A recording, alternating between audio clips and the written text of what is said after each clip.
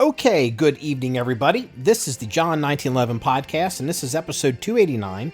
And this is going to be a little bit of well, it's going to be a normal episode, but it's going to be a solo episode. So if you're new here, sometimes we do episodes with staff, and sometimes we do them solo, depending on what's going on. So it's been a very busy week and a very busy day. We actually had some issues this week with Danny, and around here we had some very bad weather, and power was going out. We were having service issues. We had backup generators, but it would still cause outages. And so Danny, that was the only day that Danny was really available, because he is still working on, this is a callback to a previous episode. He's still doing some work on the River Styx with all the people that jump off the bridge. So my understanding, Danny is going to finish that up this week. They're apparently working 3 shifts to finish whatever this bridge project is and have it finished by, I guess, Sunday. So it's just going to be me tonight. And we have a question that came in from a gentleman named Troy, and Troy sent this probably about 10 days ago. And I told Troy when he sent it that I would like to do probably just do it on as a podcast, because he apparently listens to the pod. Also, fun fact, Troy is apparently local to us. So we are based in Cincinnati, and Troy is apparently from somewhere in the greater tri-state Cincinnati region. And he is looking for some advice on 1911s. And in particular, I think buying a 1911, at least from where he's at. And so I'm going to read you his message, and it gave me a chance to think, and got me thinking about where I started in 1911s in the 90s, which to me doesn't seem like a long time ago, but I realize to many of you, that was last century. So, and how things are different, what I would do different, what I did right, what I did wrong, and, what advice I would legitimately give Troy. And I figured it was just worth your time, sharing it on pod, as opposed to just giving a big long answer just to Troy. So, if you're interested in sending us messages, just go to podcast at john1911.com. I guarantee you somebody over here will read it. And if it's something that needs to be addressed on a podcast, we will obviously do that. If it's worth, if we get enough of these questions, or, we have done this in the past, we will definitely give, we can do listener question episodes. That's not a big deal. So let me go ahead and read this. This is fairly long. I may skip some of it, but just bear with me. So here is Troy's question. When it comes to 1911s in today's market, I feel like when I talk to my dad and other old-timers, I guess I'm an old-timer too, finding a good gun for a realistic price, it's a totally different world compared to 5 or 10 years ago. My main question is, are any tools or tricks of the trade for not getting scammed or screwed in gun shops or on places like Gunbroker for your average Joe 1911 buyer? Drove myself crazy with machine versus MIM, price, production versus custom, and lots of buyer freeze. I feel like I've got my sweet spot price and quality narrowed down to Dan Wesson, but since they're extinct in shops right now, except in the resale market for usually more than MSRP. Is there any alternative? It's a typo. Are there any alternative guys making 1911s around that price point and quality, except maybe Les Bear, who I've heard is having quality control problems? It's just a wild world once you're looking to jump in from the cheaper entry 1911s to your first big boy duty grade 1911, which is where I'm at, graduating from the striker world. Also, Savage Arms is putting out a 1911 with apparently all machined small parts. I saw it at SHOT Show, so that's interesting. Thanks for your time, Troy. So that's Troy's complete question. So I guess last things first, I saw the press reports on the Savage pistols. You go first. And when I'm saying that, I don't mean you, Troy. I think, Troy, your answer to the world with the Savage pistol would be you tell the world, you go first and let me know how it goes. You do not want to be somebody's guinea pig customer in the 1911 world. I wouldn't touch that thing. And it's nothing against Savage. I mean, I have no inclination or any idea as to what this gun's like. Reading your message, you're the one saying it's apparently, you're calling it all machine small parts. So I guess no MIM or cast in it, which cast isn't all bad either. I mean, there's high quality investment casting out there. So, but anyway, we'll just, for the purposes of this question, we're going to dismiss that for now. The comment about the less spare quality control, I would not know what is up with that either. I'm certainly not up with like every individual thing that's going on in the 1911 game. You know, there's so many of them now, so many makers. I used to be, I would say, acquainted with Les Baer. Like, I've talked to him personally. You know, he did some things in the past. His philosophy on doing some stuff in 1911s, it wasn't really my style. Nothing critically bad or wrong, and I would have no problem with a Les Baer pistol today, especially at the right price, and we're going to circle back to that. That's a clue. It's going to come up again later. But I would not issue a Les Baer right now for, to consider. So anyway, so let's jump into it. The first thing we have to do, Troy, is we have to decide or figure out what kind of gun guy you are. Now, this is kind of a trick question because every gun guy gets this wrong. So there are two categories, but the trick is there's actually three. The category you have to ask yourself is, Troy, are you a collector or are you a shooter? Now, the reality is, with the exception of maybe the most, I don't know what you'd call sophisticated collectors that self-identify as collectors, most gun guys say they're shooters. That is not true. If you put them under a lie detector test, they will believe it's true, but it's not true. So the real question is, are you a collector, or are you a shooter, or are you a real shooter? And so what I mean by that is, are you somebody who is looking to get into a 1911 because you want the experience, you want the skill, the knowledge, but you're rounding out your ability. You're attracted to it. You like it. You figured out what you like and what you don't like. I mean, you're still the middle shooter here. You're not a real shooter. What's a real shooter? A real shooter is a performance-based shooter. A real shooter is somebody who is going to training classes, going to competitions, trying to shoot known or high-quality standards, is trying to either build a resume or build a career with a gun. And I want to say that last part again. Build a resume or build a career with a gun. And that's important. So most gun people are not real shooters. So, but if you describe the real shooter, they will say, well, yeah, I'm a real shooter. I want to be that guy, or I am that guy, or why I should buy that guy's gun.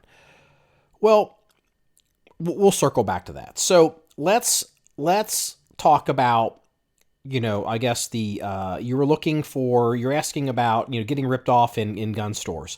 The reality is there are no gun stores that are generally priced incorrectly on their stuff. A gun store's sole job is to price a gun appropriately. They are not in the business of giving you deals.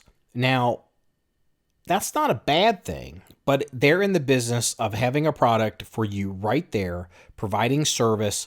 You can look at it, you can touch it, you can rack it, you can get this gun that's right in front of you. You can check the tolerances, you can check the fit, you can check the condition. You could also maybe find a used gun. The only way to generally find a deal or a gun that isn't priced appropriately or priced full boat is what we call it an arbitrage. So what is arbitrage? That's kind of a arbitrage is always one of those words in the business world you got to watch. Like I'm the CEO of a company, and like they use the word arbitrage. So arbitrage is basically a situation where if I were to describe it's probably a fair it's probably a fair statement. Let me give this in general sense. It's a fair statement to say let's see here, a 30-30 deer gun, like a 30-30 deer rifle, is going to bring more money in West Virginia and Ohio and Kentucky than it would in, say, Los Angeles, and I think that gun would be legal in California. It would be legal. That gun's going to be worth more to more people, or people are going to want it more, probably in Washington or in Ohio, Kentucky, West Virginia, because it's it's a thing. Whereas like maybe a gun like a gun like a 10, like, I don't know, a gun that's on that's California legal or on the California registry, that's sitting, maybe it's a crippled gun, but it's sitting in West Virginia or sitting in a back corner. No one really wants that gun in West Virginia, but if you move that gun to California, everybody wants that gun because they want a gun.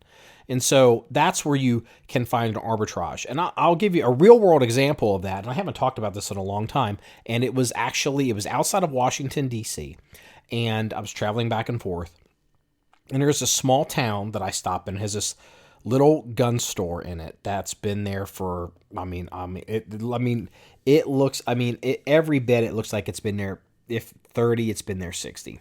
And it's like going back in time. It reminds me of my gun stores that I would go into, or the hardware stores and gun stores as a kid. So I love going into this place.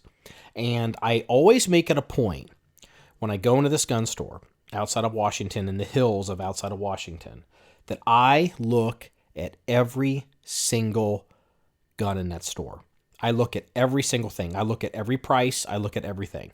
So, for example, like, how would I say this? So there was, they have a ton of bolt actions and a ton of deer rifles and, that kind of stuff. And there was on the shelf, it's a bolt action rifle, but it was a Ross rifle, which is a Canadian straight pull rifle. And, I can't remember what caliber it even uses. We have it in the armory. And this gun was sitting in the back of the shop. It had been there for a couple of years, and it was a very good price. And what it was is this rifle was more of a military surplus, collectible, desirable rifle for a certain group, but it was sitting in the middle of deer gun country. And it was a weird gun that was old, that was in a weird caliber, that you couldn't put a scope on it, or no one had put a scope on it yet. And so it languished. And I was like, we need one of these. And it was all there. It was all correct within reason. And the wood was all original. And we scooped it up. And it wasn't even after we scooped it up and we kind of learned a little bit more about Ross rifles.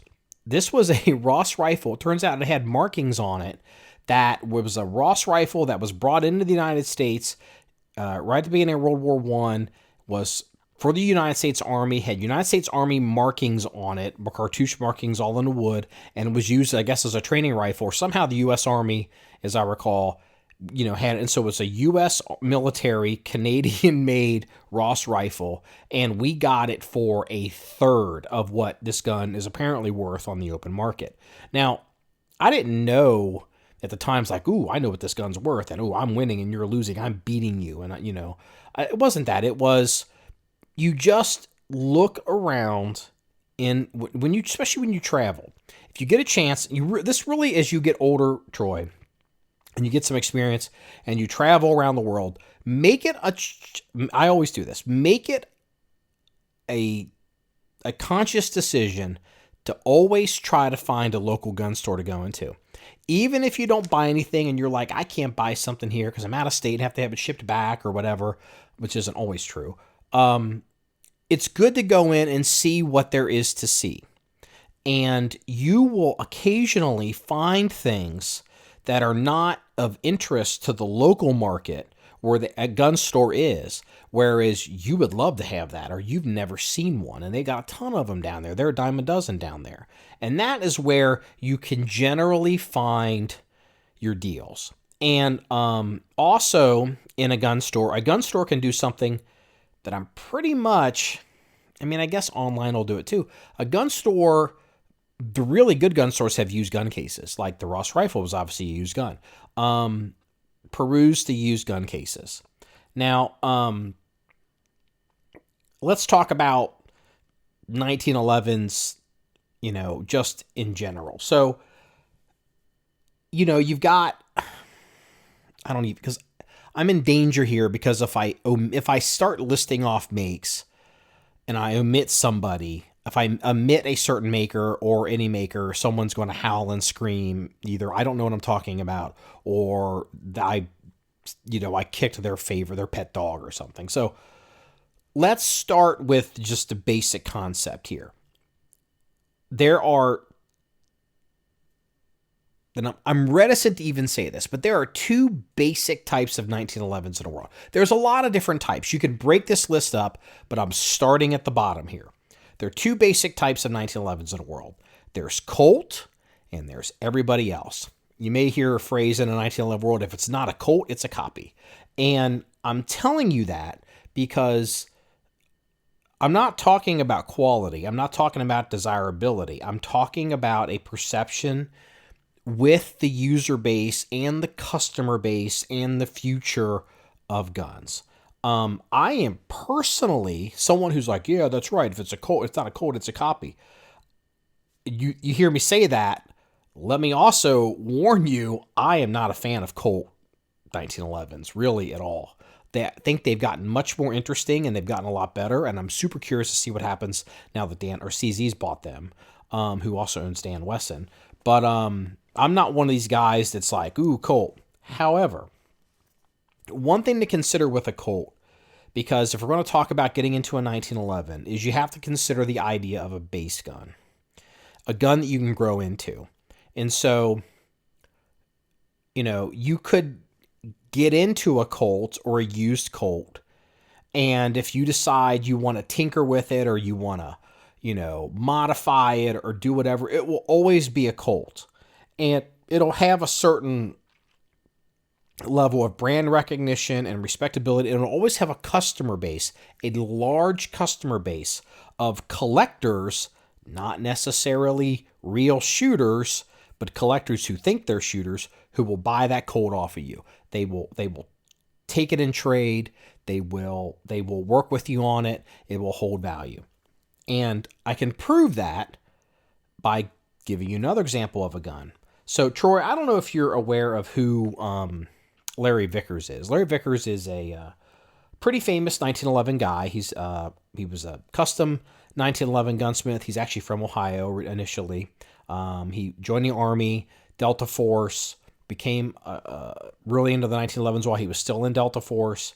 Guns started leaking out that he was making for people in Delta and maybe some people he knew. And he became this very desirable, super, super interesting person to get a full boat custom gun from because, he was actually active duty and going out on, living the Delta Force lifestyle and then working on guns, and he's be working on guns for the Delta Force guys. And this became this romanticized idea of you could get a gun from Larry Vickers that could very well be sitting next to, guns and people that are going out and doing things to defend God and country and all that, and that's, I'm not saying that's all correct, but that's certainly the perception. I have seen early on, because Larry stopped making custom guns because number one, it's not very profitable, and two, it's a lot of work, and three, it kind of wears you out. But I had seen Larry Vickers custom guns that are highly desirable even to this day, but he built a few on using Kimber base guns. And even now, it's still a Larry Vickers gun, and his guns are so desirable, have gone up in value and all this. But even now, in that world, you'll see somebody who's like, it's a Kimber. And then, then you'll see, but then, like, oh, it's an early Kimber, so it's fine. I was there for the early Kimbers, like, let's not oversell it. So my point is it a Colt or is it a copy?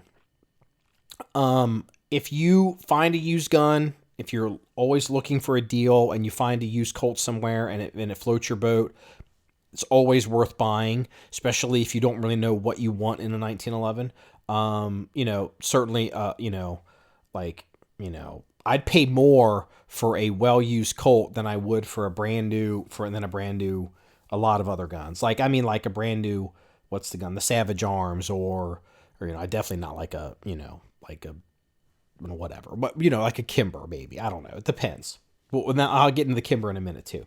So, but with the 1911s, you have to realize 1911s are kind of like collectible cars. So there's the Colt, then there's the copies. But then you're also getting into the world of, it's like, if I were to give a car example, you could talk about, Ferraris and Lamborghinis, early Ferraris, the 80s, the early Ferrari, or I'll do Lamborghini and say the early Lamborghinis from the 60s and the 70s, Lamborghini into the 90s, and then the real super hypercar stuff that they're coming out today. There's all these different things. And so, or Porsches, you can get a Porsche today that's $300,000, $400,000, and is the epitome of peak performance and electronics and engineering and racing and technology and all of that. Or you could buy a Porsche from 1975 that, couldn't hold a candle to a Porsche today if you want to look at strictly benchmarks. But for desirability, collectability, and driving experience, there's a lot of room to move there. Am I kind of making my point? You don't have to have, with a 1911, you don't have to have the I don't know, like the $6,000 full custom boat gun that takes 5 years to get. You don't have to have that. You can do a lot with a little. And also with the car example I'm giving you, consider this. You're graduating from striker guns into 1911s. Congratulations. That's fantastic. If you were my 16-year-old son, I don't know how old you are, Troy, but just bear with me. If you were my 16-year-old son and you said, I want my first car, and you're like, I want the $300,000 Porsche like you've got, I'd be like, boy, you better get the washing some dishes. You better get out there the shoveling some shit. Not only would you not get the $400,000 car, I wouldn't, unless you could scrape the money together, I wouldn't even want you to get a Porsche at all. There's something to be said about driving a shit car and running a shit gun. And they're not shit guns, but you can't really appreciate what you've got until you can't appreciate a good woman when you finally meet a good woman, assuming you're straight, finally meet a good woman, unless you've had the run of, the hags out there, the shrews, right? Let's class it up a little bit, Shakespeare called them shrews, right? So, I don't know if, not knowing you that well, not knowing you at all, but if I would necessarily, you would be best served by having the best gun you could possibly afford, like getting your credit card out, buying the gun that I run. Like I've got, my two guns, I've got a couple Wilsons. I got a whole bunch of 1911s, and they're all worth quite a bit of money. I don't know if I'd want you starting with any of those guns. You could start with a Colt if you wanted, but you're still going to pay up for that gun. But I said I'm not a Colt fan, so let's talk about it. So, everybody gets a turn on the John 1911 podcast. And so, so if it's not a Colt, it's a copy. And those people are like, right on. And it's like, well, now get ready. So I have had Colts. What's the biggest thing I don't like about Colts? But biggest things I don't like about 1911s. Obviously, I want the gun to run, but I understand, they can be a little finicky, so I get that. The number two thing that really grinds my gears if you on a 1911 is if it cuts me, and that should be a clue when I asked to start this. Are you a collector, are you a shooter, or are you a real shooter? Because real shooters put high round counts on guns. They wear stuff out, they break stuff, and, they're heating these guns up, they're grabbing these guns, and they're riding recoil all day, and they're cutting the hell out of you. It sucks rocks. And so, but it's hard to get, Colts, I found 15 years ago, 20 years ago, were unnecessarily sharp. It was stupid sharp. Colt pistols back in the day were retarded. And I know that's not the nicest thing to say, and I'm saying it on purpose because I want to get your attention. Colt, as a company, was so hidebound or so arrogant or so not interested or so wrapped up in they've got government contracts that their guns, they would ship stuff that, like, even if you got to the point where it worked, it was terrible. The fit was terrible. They were sharp. Things were loose, sloppy. The safeties would move even, and just all of this stuff. And it wasn't until Kimber came along, Kimber came along and did to Colt what the Japanese auto dealers did to Detroit. Basically, Kimber came along and said, I can sell you this gun, this gun, this gun, this gun, and it's going to have all of these features. It's going to be like a full custom gun. This is all factory stuff. And that is the appeal of Kimber's even today. Kimber has a lot of problems. I'm not a big fan of Kimber's. I've had my first 1911 was a Kimber Gold match, 1997 or 98. And people will tell you, the Kimber guys, they'll tell you that it was like a great time and Gen 1, or Series 1, Generation 1 Kimbers, and and they, more hand fit. It's like, yeah, I mean, just, yeah, you can miss me with that. Like, come on. Like, so, I mean, I had a Kimber that I bought in the 90s. And the reason I'd bought it, they were a new company, and it was their flagship model, and I was in a gun store, and I wanted to get a 1911. I was literally you. And I'm like, I don't look at these 1911s. I remember being looking at the gun store, and I was just little baby Marky then. I wasn't like, John 1911, the Armory, the business, and all this other kind of stuff. But they kind of knew me at this gun store. And I'm looking at the Colts, and I'm looking at the Kimber, and I remember the woman behind the counter, she's like, you need to show him the Kimber. And, so pull out this, what's this Kimber thing? And the Kimber compared to the Colt, was just, there was, it had features and adjustable sights and checkering, and it had some dehorning on it. And, it had some features that I've come to not want on a gun, but it was so much more you got for your money versus the Colt.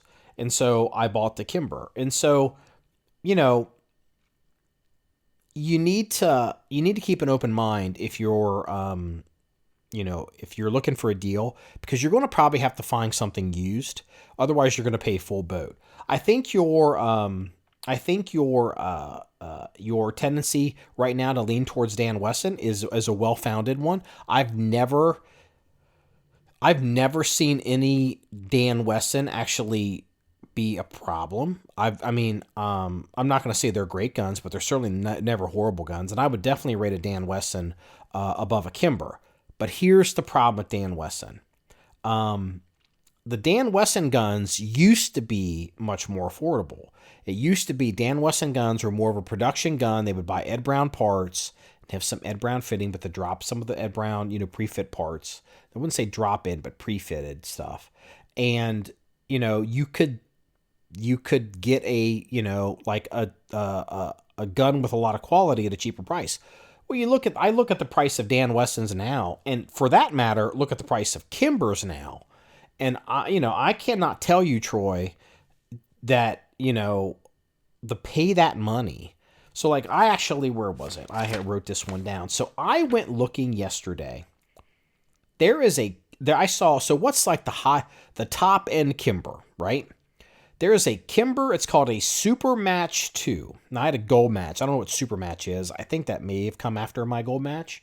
So a Kimber Super Match 2-tone on Gunbroker is $2,500.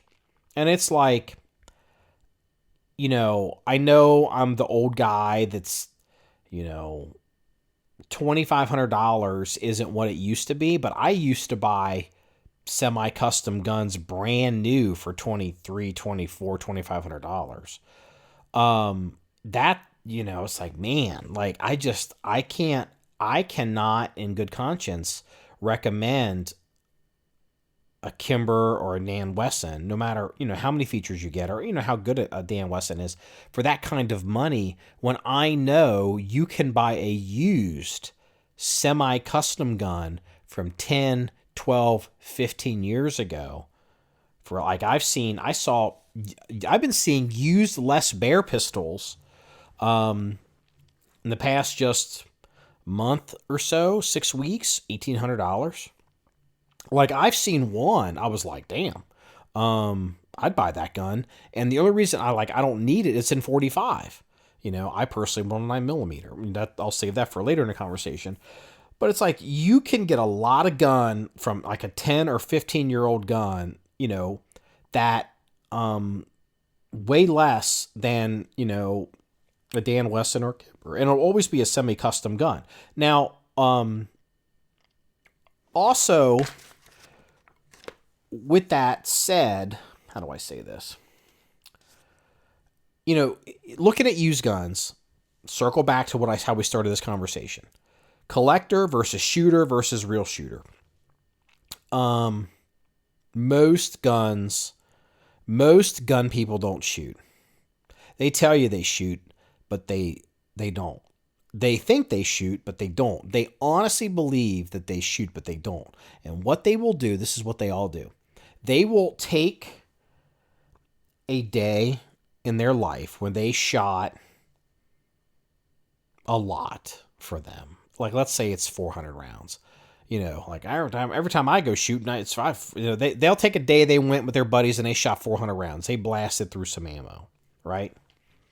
And then they will take that day and then they will have a gun for, let's say they've owned a gun for 10 years. Let's say it's 500 rounds to make it easier. They'll own a gun for 10 years. And then you ask them, well, it's been 10 years. How many rounds do you have through that gun? And they'll be like, well, I shot 400. And I was like, I'm sure I shot. And next thing you know, they're telling you they've got 5,000 rounds through that gun. And you look at the gun, there's no way. There's no way they have 5,000 rounds through that gun. I mean, number one, 5,000 rounds isn't that much. But two, there's no way. Because I learned this a long time ago, and you've listened to podcasts or read our website, you can understand this. We literally log rounds because we became aware of this phenomenon where you have to start, if you're a real shooter and you're tracking guns like you're tracking race cars, like how many laps around the track are you going until you have to come in for tires, or how long can your engines last, or how long these parts, like we have to start swapping stuff out. Well, you can't actually know what to do or what to expect or preemptively start fixing things before they break unless you've got real data. And if you start collecting real data, you're like, I thought 30 rounds today, or I shot whatever. It's like, oh, I only shot a magazine today. And then you start adding that up and you look at the logs and you start realizing, holy cow, there's a moment when every fake shooter goes, holy cow, I don't shoot for shit. I don't shoot at all. I'm a poser. And you start thinking, I got to get after it. Am I a shooter or am I just a dude that buys guns? And the only way you have that moment is if you log your rounds. I'm telling you that story to circle back to the gun store. Used gun cases. Only one time have I ever looked at a used gun, and it was a 1911. It was in 40 too. It was a used gun in a gun case. That this gun looked like it had been rode hard and put away wet, and it was perfectly fine. Like it wasn't like, like, oh, it had wear on it. Like, I mean, it. You could just, this was a gun. You could tell it was literally a race gun. Like somebody was shooting USPSA with this gun. They weren't shooting IDPA with it, and they'd put a lot of rounds for this gun. And they were selling it for whatever reason, getting out of it because maybe they bought, some STI or whatever gun. And it might even been an STI gun if I recall.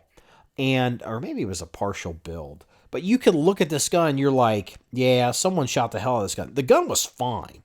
I mean, the gun wasn't shot out. The gun wasn't whatever, but it was, kind of an unknown gun, unknown history. The reality is, I have the reason I remember that gun, because I wasn't close to buying the gun, but I was so struck by this because it looked like one of my guns. It looked like a gun that was actually shot by a dude that shoots a lot.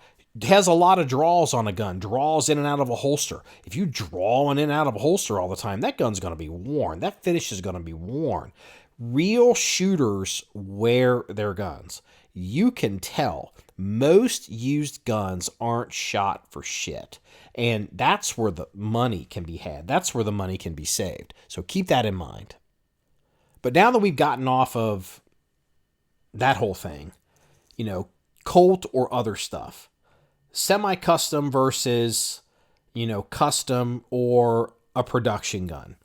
I think if you end up in a situation where you would get let's say you get a Savage Arms gun, if it runs, or a Kimber or whatever, it's like the kids that get the Bushmasters or the DPMS AR-15s. I don't think they're even around anymore. I don't remember. And it's like they're so, because they get on the internet, they get on these forums, and it's like they don't have they don't have a Lewis machine and tool. They don't have a BCM. They don't have a Noveski. They don't have a Q. They don't have, whatever. Like Sons of Liberty Gunworks, I guess now is kind of a relatively newer one. Citizen Arms is coming up maybe a little bit. Then there's, like the Anderson guns and, the whatever. And it's like, I tell them, dude, run the gun till you break it. Run the gun, run that AR, run that pistol for this case. Learn something, get some experience. I want to see you reloading that gun. I want to see you manipulating that gun. I want to see you pressing that gun out properly, clearing malfunctions properly, beautiful reloads, doing whatever it is to some kind of standard. And if the gun breaks, fix it. If you wear it out, fix it. The experience you'll take with you. I'm not worried about the gun. I'm not worried about your Bushmaster. I'm not worried about your Kimber. I'm not worried about whatever gun that isn't the cool gun that the cool guys have that get on the internet that don't even shoot. Like, I don't care. Like, I want you to be a shooter. We can solve the gun problem. I can't make you a shooter. Any fool can buy a $5,000 gun, but doesn't mean he's worth a shit. It doesn't, I mean, if anything, it's almost a sign of, like, oh, this is not going to be good. So let's talk about custom versus semi-custom. What's the big difference? I don't want to waste your time. I could sit here and talk about, all the reasons of full custom. And I know the names, that I'm familiar with the guys, Burton, Chambers, is it Lauber? Is that his name? Lauber, like all these, these various people, and there's all that, it's fine. And there's the semi-custom. So, the standbys, like the three would be Bear, Brown, Wilson, and I guess a Nighthawk now is a fourth one. And then, you can kind of go up from there. The big thing that I would prefer with the semi-custom guns is if you're really a shooter, Like you're a real shooter. You're just not a guy who has a gun and takes pictures of it, puts it on the internet. Like, and it's an heirloom. I can leave it to my sons or my family can pass it down. A semi-custom gun that's a package gun. Like, whether it's, package 1, package 2, package 3, different companies, they call them. If it's a package gun, you shoot the gun, you break the gun, you do whatever gun, you lose the gun, it's stolen, you blow it up. For whatever reason, you can get it repaired and you can get it replaced. You could literally get a replacement gun, a packaged gun within probably 72 hours, And that was, something like I'd carry a gun. And at the time I was carrying Ed Brown's. And it was the nicest gun I could get that served my purposes. And, if I blew it up or lost it or whatever, it was confiscated, I could literally have another one in a day. I could just go buy another one out of a case, or if I had to have it shipped in, but just go buy another one. Because it's not a gun that takes 5 years to get, like, Joe Chambers, like it's a gun that Joe makes, and it's, my backlog is whatever, it's so many years. And then it's like, well, okay, if this is your main squeeze, if you're a guy who is a real shooter, okay, and you get a Joe Chambers gun, I'm just going to pick on Joe for a minute, just because I'm not picking on him. It's just it's a name that I know, and your gun goes seriously down for whatever reason. Maybe it's your fault, maybe it's ammo, just whatever. It's not about, I'm not talking quality, but every high-end car company has a service department. I don't care who it is. McLaren, Ferrari, Porsche, Rolls-Royce. They sell you a car, they say it'll do this, they say it'll, but they have a service department. How long does it take Joe Chambers, who's 5 years, to get a gun from him, to get him to fix your gun? And I understand Joe's like, well, I'll make you a priority. I'll do this, I'll do that. So what? Okay, so a guy that's 5 years, and God bless Joe, but it's 5 years to get a gun from him. And he rushes. He's like, I will put you to the front of the line, baby, because that's my name. So what is that? 8 weeks? A month? You see what I'm saying here? Like, what are we doing? Like, what are we talking about here? We're not having people, 1911 people, and gun people, and serious gun people. They own the same gun, but they're not the same people. They're not in the same universe, and they're not in the same use case. Amateurs talk tactics, professionals talk logistics. Look at the Russians. It's important to at least consider logistics if you're dipping your toe into the semi-custom versus the custom world. Ideally, if, money's no object, or you grow in life, and this happens because, people tend to buy things. As you get older, you get more money, you progress in your careers or progress in what you do. You have a phenomenon where you have your main squeeze, you have your, what I would call it the king, the heir, and the spare. So you got your main gun, you got your backup gun, then you got your third one just in case, you got to have a spare, right? In case the heir, something happens, the prince falls, it's good to have a duke sitting back there ready to take the throne. And so, but that's a lot of money. And not everybody starts like that. And the reality is, anyone that starts like that is probably not much of a shooter. Dudes that work into that, that's a whole different animal. So I personally am not a big full custom 1911 guy. Even from the semi-custom makers, I like packages. I like, X package or Y package or Z package. But with that being said, I guess I need to give a bit of a warning. I said so. Wilson, Bear, Brown, and Nighthawk. Probably just feature-wise, I would, Wilson and Nighthawk, but they're very similar. I mean, they have similar philosophies. One company was born from another company. I think they're still in the same town. Like, there's some, they're philosophically, they're not far apart. If you like features or things that a Wilson would provide, you probably you're not going to be too alienated over there at Nighthawk. And I'm sure Wilson Combat, if they hear me say this, they're not going to quite agree with that, but just for the retailer in you, I'm going to say that. Now, you'll notice there is a company I have not listed. And I guess I'm going to go ahead and say that for the semi-custom people. It's a company called Cabot, and I guess they have a lower price tiered brand called Alchemy. Is it Alchemy or is it ACW? I think it's Alchemy. I didn't quite figure that out until probably about a year ago that they're the same company.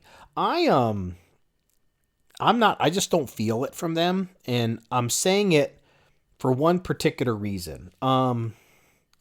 You're getting into, you got to watch these 1911 guys. How I was kind of kicking the Colt guys because they like the Colt, because it's the name and it's almost irrational and illogical, the justifications, and there's much better guns. When you're getting into the semi-custom market, there's something I've noticed with the Cabot guns in particular that I just can't. But I'm a performance-based shooter. Okay, like they sell us a gun for many thousands of dollars. Like it's their full custom, whatever fancy, whatever gun, and it's got this slide stop on it that looks like it's from, a GI gun from 1989, and it's just like, really? I mean, again, I'm a performance-based shooter. I want to have the ability, to reach at, I want a nice ledge to work that slide stop with that support hand. I was trained as a slingshot guy. I'm very comfortable slingshotting guns, but if you're going to run a 1911, that is an advantage that the gun gives you. You should take advantage of that, of that ability.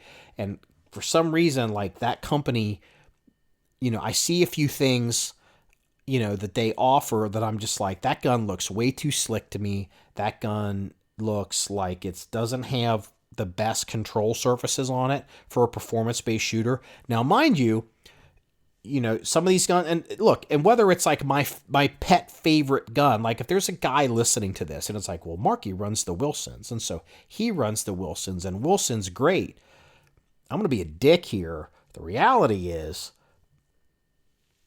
chances are that guy that likes the Wilson, it's just a coincidence that he likes the Wilson. He's waving a jersey like at an NFL football game. He's not on the field trying to score a touchdown. I am trying to score a touchdown with my guns. I'm trying to do something. Maybe I'll never make it onto that NFL field, but God damn it. I mean, I'm trying to go somewhere with the gun. And a lot of people, when you get into these high dollar 1911s, you got to be real careful, because you're going to get on the internet and you're going to see on these forums in particular, and there's going to be, it's a lot of money and it's a lot of prestige, and you can take a picture and you can post it on the internet, and with that picture you get credibility, and you haven't bled one little bit, you haven't burned yourself one little bit, you haven't sighted in a gun one little bit, you haven't screwed up a drill or embarrassed yourself, you've never had the thrill of victory or the agony of defeat. But what you can do is you can get on the internet with a bunch of photographs and be real cynical and shit on people that don't have the expensive gun that you have. And I don't like that. And so let's talk about the gun forums. If we're going to talk about 1911s, we got to talk about the gun forums. Where to buy used guns. Obviously, we covered gun stores. I prefer used gun stores. Gun stores with used guns or an arbitrage. Travel around. If you see something you like, have them ship it home. I do it all the time. 1911s and gun forums. A forum like, I'm not going to name the forum. I don't like gun forums. I really don't like 1911 gun forums, because I think they're needlessly cynical and unfriendly, and I think cynicism. I think it's a tremendous turnoff. What's the motto of John 1911? I want to shoot guns and have fun. But if you're looking for something, if you have a forum, a 1911 dedicated forum, and they have a for sale section in their forum, and you see guns in there for sale. None of those. I mean, you can see guns that are not going to be overpriced. I mean, you will, like super rare, collectible, whatever, whatever, whatever. But like a semi-custom gun, some guys like, I bought it from a well-known owner or a real-known member here. I've put 100 rounds through it, and I haven't really shot it, and something else has caught my eye, and and it's going to be priced very appropriately. Or if you watch it, it'd be like back to the top with a $100 drop. A couple of days later or a week later, back to the top, $100 drop. And, you can buy fair in a gun forum. You're not going to overpay for a used gun, and you're definitely not going to get a gun that's been rode hard and put up wet in a gun forum. And so gun forums are good. Gun Broker has gotten to be, in particular, but online auctions, they've gotten to be, pretty out of control because a lot of people have been buying guns. I think that might be changing. I think you're seeing guns on online auction forums where they're asking for X price. You can say to yourself, like that Kimber, I looked it up. I cited a Kimber Supermatch 2 two-tone for $2,500. That gun was listed on Gunbroker for $2,500. That doesn't mean anybody's buying it. That doesn't mean that gun's worth that. You could go into a gun forum, a 1911 dedicated forum, and talk to the Kimber guys, and they're going to be like, that's a good price. Or they're going to be like, hell to the no, that's full retail. You can get one, whatever, and that's where you can save your money. So, gun forums are definitely good for buying, a used gun, or, the online auctions can be really tough. Another thing you can do, a tip or trick you can do, is you'd say you watch, for some reason there's a gun you want. Like it's that, I'll circle back to an example I gave, like that Larry Vickers Kimber gun. Let's just say there's a Larry Vickers Kimber gun, right? And you watch it go through an auction cycle and it doesn't sell or doesn't meet a reserve or whatever. And maybe you watch it go through two cycles, and you're like, you want this gun. You're like, I think I could do this. Send the guy a message, make him an offer. Maybe, like, hey, no muss, no fuss. I'll offer you this, whatever. I guess another thing to do is you could, and this works when you're dealing with gun stores. If you find an online gun store and there's a gun they have in stock and they're sitting on it, and if it's been sitting there a while, I'll tell you what, here's a trick. Night sights have a born on date on them. Because they get a half-life with the tritium. So you can literally pick up a gun if they still mark them, but you should be able to see like how many years old the night sights are. And if it's a new gun and it's been sitting in the gun case for a number of years, and they've been sitting on it and they wouldn't mind getting rid of it, you could consider maybe making an offer on the gun, and whether they want to get in or out of it or not. Or another thing you can do is if you want to start trading with a gun store. Now, you got to realize the gun store's got to make money, but a gun store, you have to remember, if you want to, let's say you're sitting on a bunch of guns, Troy, and you're like, I don't want these guns anymore. I've got 3 or 4 of these guns, and this gun costs X, because it's a semi-custom, full custom gun, and you like to give them, I'm making a number. Like you like to give them $2,000 cash and a couple guns. When you're pricing your gun to the dealer, you have to understand that his value of your gun, you have to think about it as a wholesale price. And then you have to think about it as a wholesale price. You have to remember that gun's worth to him the wholesale price, not the retail price which you paid for it, because he or she can get it wholesale. Now, if they can take your wholesale prices, the guns that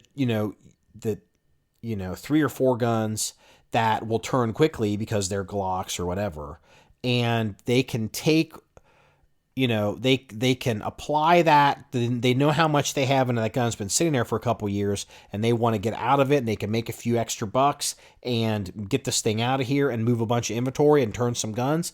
There's a potential there for you to wheel and deal. I've done that in the past a long time ago, way before we had the Armory reference collections. But that's something to consider if you are approaching a dealer, a retail dealer, and they're sitting on a high dollar item that they don't sell them every day. Especially if it's a store. If it's an average gun store that's got Mossbergs and Glocks and Smith and Wessons, and then they've got their handful of expensive guns, super expensive guns, and those guns have been sitting there for a year or two. There could be an opportunity there if you're in the right position with some inventory, as long as you approach it correctly. So there's that to consider too. One more thing with used guns, I just want to say, 1911s in particular, one thing that's good about them, you don't have to worry with a used 1911, is they will last damn near forever. You can rebuild them, keep shooting them, keep doing whatever. Even back in the day, the metallurgy now is so much better, but the cracking, you could drill them and you could, weld them and you could, do all kinds of stuff. But I mean, I have seen an old Colt frame. So, like not the greatest stuff like it's available today. Again, the Colt kids will say it's great, but it's an old Colt frame. And a Caspian gun, I've seen one of each over 400,000 rounds on each frame and still going. So, think about that relative to what we talked about, collectors versus shooters versus real shooters. You get some gun that is, used, and I don't know how little rounds has got through it, but it's not going to be 400,000. So, you don't have to worry about buying a 1911, generally speaking, buying a gun that's, that's shot out. So, just keep that in mind. 9mm versus 45, that's a tough one. I personally am a 9mm guy. I mean, I did the 45 thing for many years. I still have my work gun from 45, and I have a backup to that gun. I have at least 2 45. I had as many as 9 of them, high air end guns. But I've got my main and then my backup gun. I'm a 9mm guy today. I understand if you want to do a 45 because you're looking to get into a 1911, looking for the experience, doing whatever. If you're a middle shooter, 45 is fine if that's what you want. If you were someone who's looking to build a resume or build a career with a 1911, get a 9mm and march on, because that's what you're going to need, because you're going to be out there running and gunning, and you're going to be putting a lot of rounds through it, and you just shoot 9mm because it's going to be what everybody else is shooting. It shoots flatter. There's more bullets in the gun, and you're already going to be at a disadvantage depending on what you're doing. But for professional work 1911s, in my opinion, in 2023, 9mm all day. The size of the gun. I'm a 5-inch guy. I could maybe make an argument for a 9mm in a commander size 4.25-inch gun.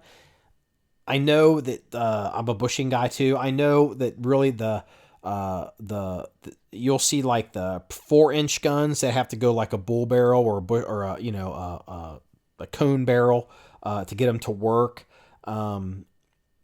I generally, especially in 45, I wouldn't really be interested in that. I would personally stay with 5-inch. You could, 9mm, go 4.25. That's certainly a possibility. These, when you're looking at used guns, and if you see like an officer size gun or these micro guns or these super compact 1911s, run like they have herpes.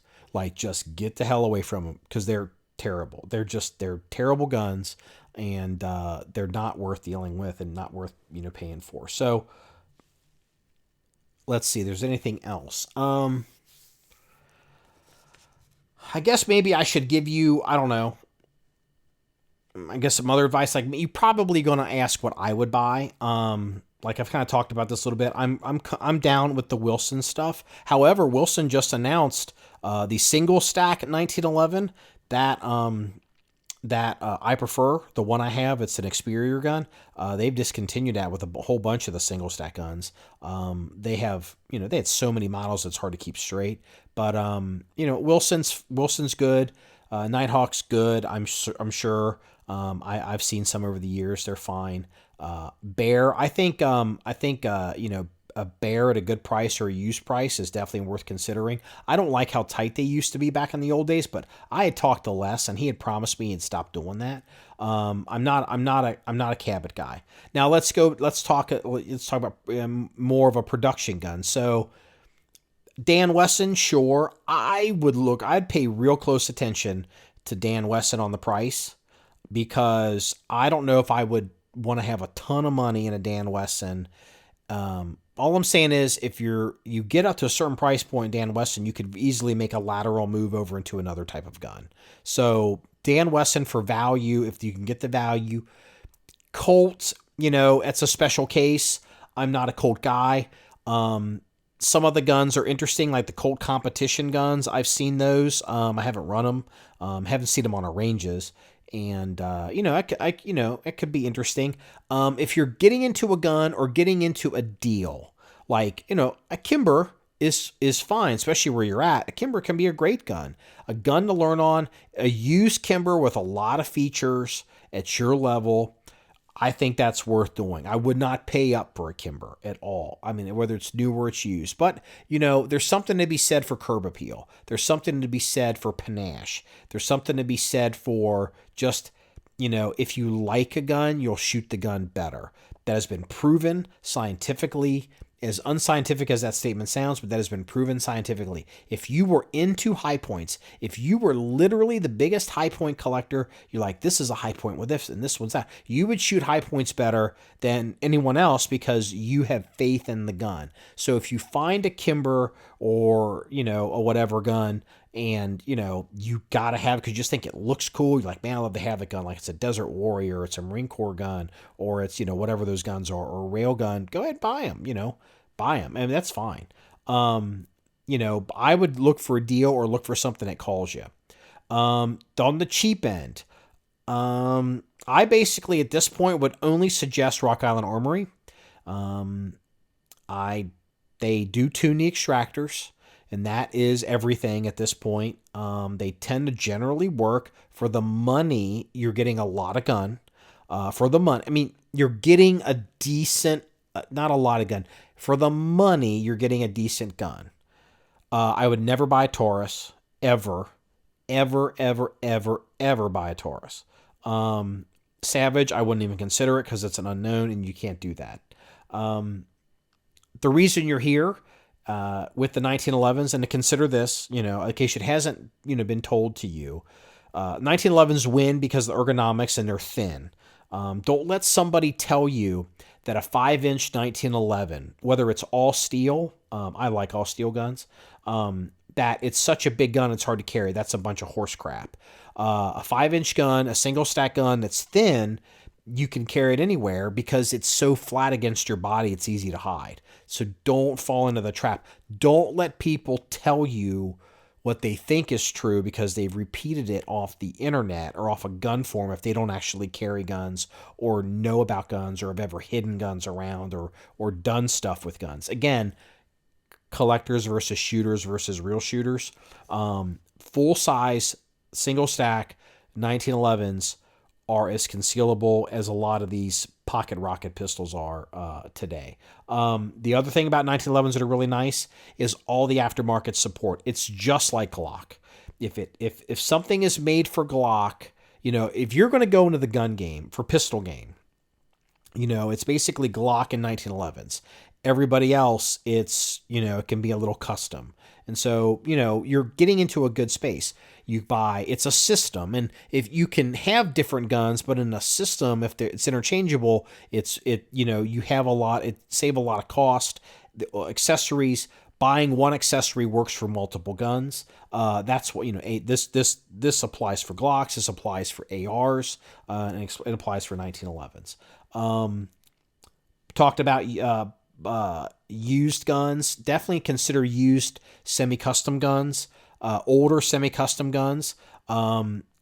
I guess I would say, I don't know if I would necessarily buy an older gun that was a 9mm, because the guns, say 15, 20 years ago, if you run across one that's a 9mm, in my opinion, didn't run well. That's why I think the miracle of the modern 9mm 1911 is so great.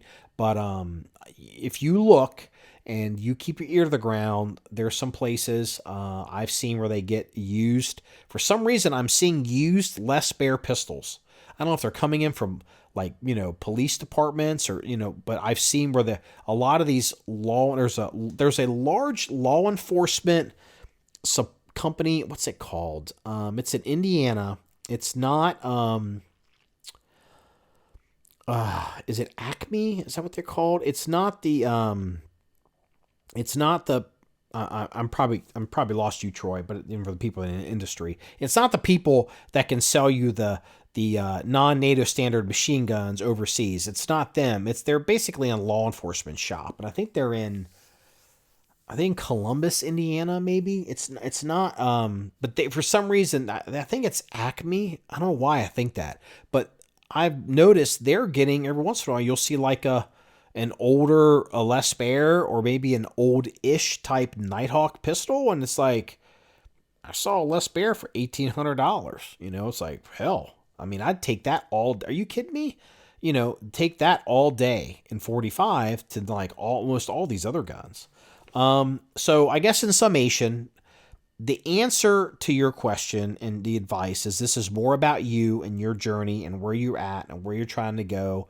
And, as to opposed to a right answer. I don't know if I've helped you. I feel like I probably rambled for over an hour, but hopefully I said something in there that you were to glean some insight and, be like, well, I hadn't thought about that. And if not, well, you probably stopped listening, 30 minutes ago. So, well, this wraps up episode 289 of the John 1911 podcast. If you want to see any more stories or pictures or links about buying 1911s or gun collecting or shooting, please go to our website at john1911.com. That's JOHN1911.com. Remember, it's all about shooting guns and having fun. Everybody, have a good night.